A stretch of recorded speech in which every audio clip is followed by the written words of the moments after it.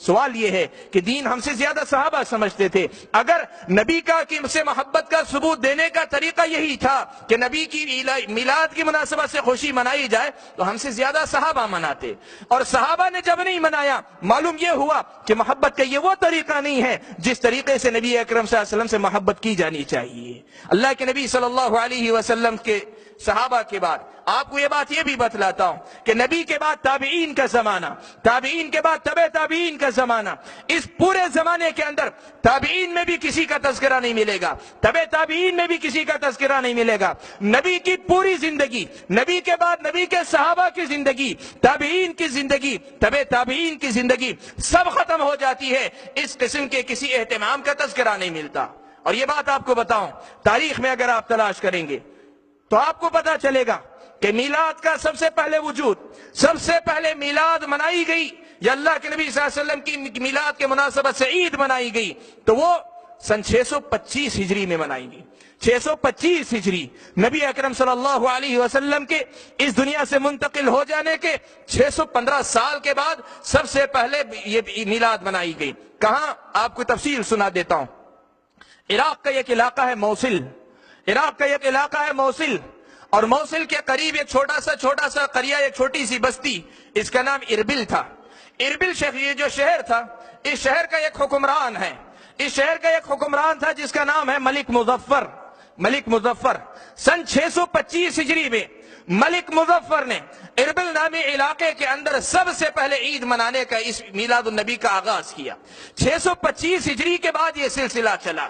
یہ میلاد کی تاریخ ہے، یہ میلاد کی اصل ہے یا یہ میلاد کا آغاز ہے۔ 625 ہجری، نبی کی دنیا سے رخصت ہونے کے 615 سال کے بعد یہ میلاد سب سے پہلے منائی جاتی ہے، اور منانے والا ایک حکمران ہے، اور کس علاقے میں؟ عراق کے علاقے میں مناتا ہے۔ میں اس کی وضاحت پھر آگے آ کے کروں گا، لیکن اس سے پہلے ایک قاعدہ آپ کو سمجھا دیتا ہوں۔ امام مالک رحمت اللہ علیہ، آپ سب جانتے ہیں امام مالک رحمت اللہ علیہ کا نام سنا ہوا ہے آپ سب کے لیے۔ چار امام جو مشہور ہیں ان میں سے ایک امام مالک رحمت اللہ علیہ ہیں۔ ان کے ایک شاگرد ایک اور امام ہے، امام شافعی رحمت اللہ علیہ۔ کتب حدیث کے اندر یا کتب تاریخ کے اندر یہ مقولہ منقول ہے کہ امام مالک رحمت اللہ علیہ نے اپنے شاگرد امام شافعی کو مخاطب کر کے کہا، امام شافعی امام مالک کے شاگردوں میں سے ہیں، امام شافعی کو مخاطب کر کے کہا، اور دوسری روایت میں یہ الفاظ ہیں کہ امام شافعی کے بجائے ان کے ایک اور شاگرد ہیں ابن الماجشون، ان کو مخاطب کر کے امام مالک رحمت اللہ علیہ نے کہا کہ دیکھو فما لم يكن يومئذ دینا فلا يكون اليوم دینا۔ تفصیلی قول ہے، لمبا قول ہے، میں مختصر تذکرہ کر رہا ہوں۔ کہتے ہیں امام مالک رحمت اللہ علیہ، دیکھو اللہ تبارک و تعالیٰ نے نبی پر دین کو مکمل کر دیا تھا، نبی کی زندگی میں دین مکمل ہو چکا تھا۔ جو چیز اس دن جس دن نبی پر دین مکمل ہوا تھا اس دن دین کا حصہ نہیں رہی، وہ آج بھی دین کا حصہ نہیں ہو سکتی۔ اس وقت نبی کی زندگی میں جو چیز دین کا حصہ نہیں رہی، نبی کی زندگی کے بعد وہ دین کا حصہ نہیں بن سکتی۔ یہ کون کہہ رہے ہیں؟ امام مالک رحمت اللہ علیہ امام شافعی کو مخاطب کر کے کہہ رہے ہیں کہ جو چیز اس زمانے میں نبی کی زندگی دین کا حصہ نہیں رہی وہ آج کے زمانے میں دین کا حصہ نہیں بن سکتی۔ سوال یہ ہے کہ جو مسئلہ، جو عید، جو مناسبت 615 سال کے بعد نبی کی زندگی کے 615 سال بعد منائی جاتی ہو، بھلا بتلائیں اس کا تعلق دین سے کیسے ہو سکتا ہے؟ اس کا تعلق دین سے کیسے ہو سکتا ہے؟ وہ دین کا مسئلہ کیسے ہو سکتا ہے؟ معلوم یہ ہوا کہ اس کا تعلق نبی اکرم صلی اللہ علیہ وسلم کے لائے ہوئے دین سے نہیں ہے۔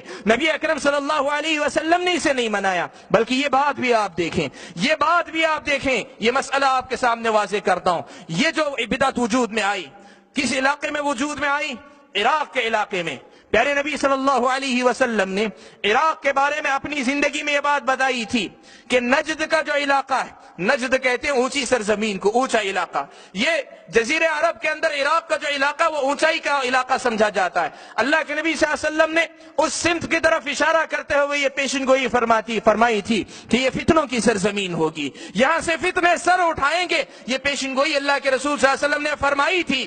اللہ کے نبی صلی اللہ علیہ وسلم کی پیشن گوئی کے مطابق عراق کا علاقہ تاریخ میں آپ پڑھ کر دیکھ لیں، جتنے بڑے بڑے فتنے آئے ہیں ان میں سے بہت سارے فتنوں کا تعلق عراق کی سرزمین سے۔ یہ بدعت عراق کے سرزمین سے اٹھی۔ اور دوسری بات یہ کہ 625 ہجری جو تھی یہ ملت اسلامیہ کے زوال کا دور تھا، اسلامی خلافت کمزور ہو چکی تھی، چھوٹے چھوٹے علاقوں پہ لوگ حکمران بنے بیٹھے تھے۔ اور تیسری بات یہ بھی آپ کو بتا دوں کہ باطنی فرقہ ایک ایسا فرقہ ہے جو ظاہری طور پر مسلمان بن کر آئے، اندرونی طور پر وہ کافر تھے۔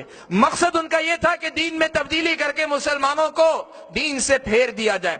باطنیہ جو تھے، یہ زمانہ باطنیہ کی طاقت کا زمانہ تھا، باطنیہ بہت طاقتور تھے اس زمانے میں۔ 625 یعنی 7ویں صدی کا جو زمانہ تھا، سن 600 سال کے بعد جو زمانہ آیا، تو معلوم یہ ہوتا ہے کہ یہ بدعت یا یہ مناسبت، میلاد منانے کی جو مناسبت ہے، یہ پیارے نبی صلی اللہ علیہ وسلم کی بستی سے نہیں شروع ہوئی، مدینہ سے نہیں شروع ہوئی، مکہ سے نہیں شروع ہوئی، فتنوں کی سرزمین سے شروع ہوئی۔